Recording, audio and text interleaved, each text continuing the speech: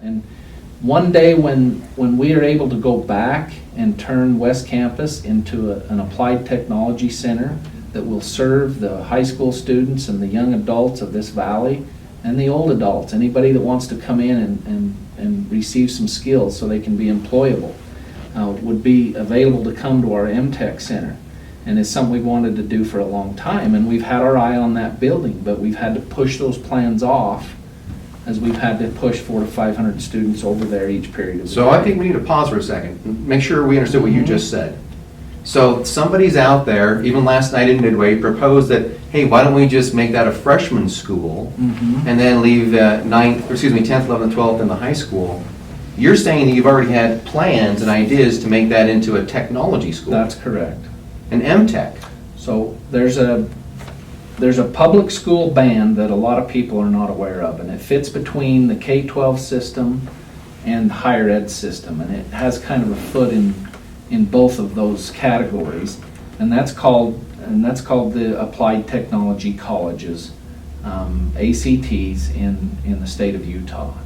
And it's partially governed by higher ed. It kind of has its own governing body. A man by the name of Clay Christensen is the director of the Applied Technology Centers, and the state's divided up into regions. And in our region, it's Mountain Land Applied Technology Centers, and we call that MTech for short. And they provide some wonderful opportunities for kids to get skills, labor skills. We technically call it skilled labor. And right now, those jobs are some of the hottest jobs in the market. Yep. These skilled labor graduates are going out and getting $60,000, $80,000, $100,000 paying jobs, and some of the four-year graduates are struggling to find work. And so we think it's an important part of what we do. Wasatch High has always had a really strong career and technical ed program, and if we could couple more with the MTech Center. We have 3 or 4 classes that we offer now at the West Campus. We'd invite people to come see them, and they're open to adults as well as kids.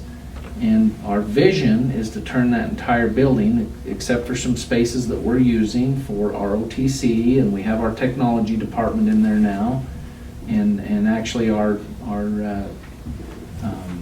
alternative school attends in that building so that they have access to these classes.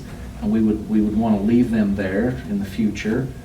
But yes, we have a different vision for that building than a freshman center.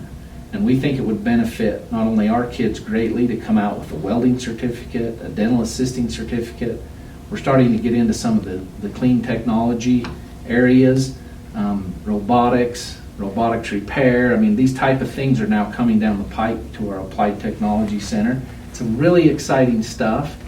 And as soon as we can move the students out of that building to a new high school, we will then let that program fill itself out in that building, and it will be a great benefit to the entire community.